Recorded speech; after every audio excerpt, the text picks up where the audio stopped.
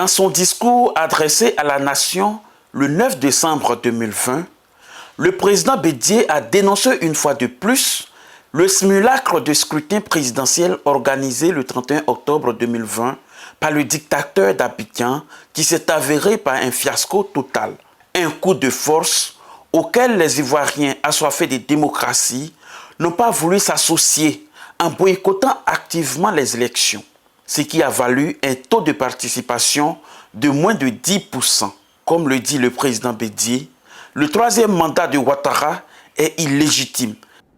Devant les menaces graves que nous avions identifiées pour la stabilité de notre pays, nous avons solennellement et publiquement demandé le report des élections pour un processus électoral inclusif et transparent avec la participation consensuelle de tous les partis politiques.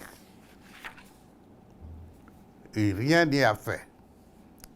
Le chef de l'État a décidé, malgré les décisions de la Cour africaine des droits de l'homme, d'organiser une élection présidentielle avec une CEI au service de son parti, en excluant des acteurs politiques de référence comme le président Laurent Gbagbo, les anciens présidents de l'Assemblée nationale Guillaume Soro et Mamadou Koulibaly, les ministres Mabri Touakeus, Niamey Konan et bien d'autres.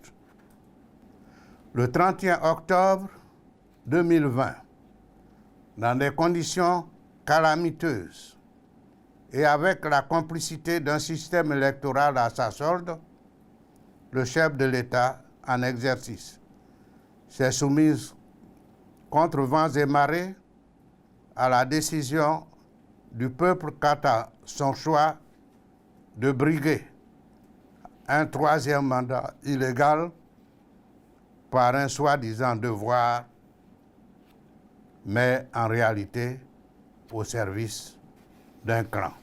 Après que moins de 20% d'électeurs seulement aient retiré leur carte d'électeur, le taux réel de participation à ces élections s'est trouvé être inférieur à 10%. Ce niveau de participation extrêmement faible est confirmé par les observateurs et organisations internationales crédibles, signifie que le vainqueur arithmétique proclamé de cette soi-disant élection n'a aucune légitimité. 90% des Ivoiriens ayant boudé cette élection.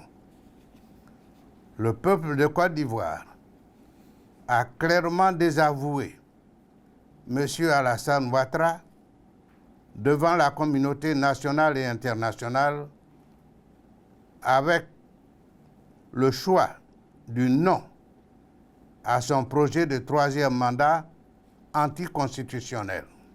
Henri Konan Bédié appelle donc à un dialogue politique inclusif pour l'organisation d'élections vraies, transparentes et inclusives en Côte d'Ivoire pour tourner définitivement la page de la violence.